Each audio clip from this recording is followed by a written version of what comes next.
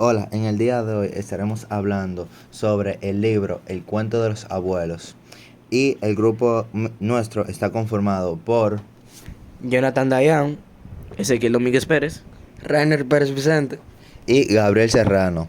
En este cuento está basado en está desarrollado en el siglo XIX. Este cuento también tiene una alta relevancia en los cambios sociales, también en la figura del abuelo, en las costumbres antiguas y en todo lo que puede llegar a ser lo que es la vida de antes. Este cuento se basa en cuentos de abuelos, como su propio nombre lo dice, gracias a cuentos como podríamos decir de la antigüedad, que hablan de todo lo antiguo, cómo ellos vivían su vida, tradiciones de antes, y también también comenta sobre, este cuento también comenta sobre cosas como serían eh, cuentos antiguos o el folclore de antes o el folclore dominicano. Ahora voy a hablar yo, Jonathan Dayan Vázquez Domínguez, y yo voy a dar el resumen de este hermoso libro. Que en la historia podemos ver a un niño atentamente escuchando las anécdotas y los cuentos que tienen los abuelos, que dicen anécdotas muy comprensidas y tradiciones familiares, y a través de momentos de ternura y risas. Y que también los abuelos enseñan valores, habilidades, creando un vehículo especial para sus nietos. Y como dice, el relato nos recuerda el valor de aprender en nuestros mayores, como lo que son sus abuelos, bisabuelos, etc.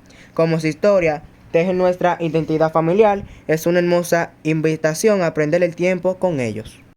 Hola, me llamo Ezequiel y voy a hablar sobre personajes principales y su relevancia en la obra de cuentos de los abuelos. En Cuentos de los abuelos, los personajes principales son los propios abuelos, quienes intentan representar la sabiduría, la traición y un vínculo con el pasado. A través de relatos, transmiten valores y experiencias, enseñanzas a las nuevas generaciones.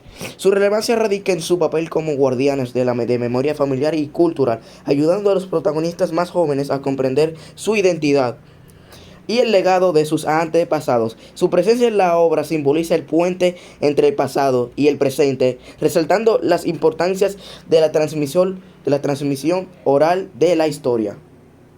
Bueno, el cuento de los abuelos es una recopilación que nos transporta a la época en que las historias se contaban junto al fogón, bajo la luz de la luna. En las páginas encontramos relatos llenos de astucia como el Candido Espuela, que nos enseña que la inteligencia puede más que la fuerza. También aparecen seres misteriosos como la ciguapa y el galipote, y el huacá, que forman parte del folclore dominicano y aún hoy siguen despertando curiosidad y temor. Más allá de la fantasía, esos cuentos se reflejan en la vida cotidiana, los valores y la picardía de nuestro pueblo. Son un testimonio de nuestras historias y de la importancia tradicional oral, que aunque el mundo haya cambiado, sigue siendo el alma de nuestra identidad.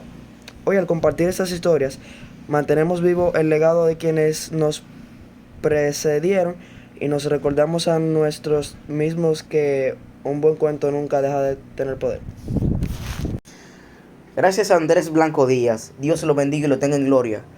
Este cuento de los abuelos fue un buen inspirador para enseñarnos a nosotros lo que pasaban los abuelos en nuestras épocas antepasadas, lo cual yo diría que es un buen cuento.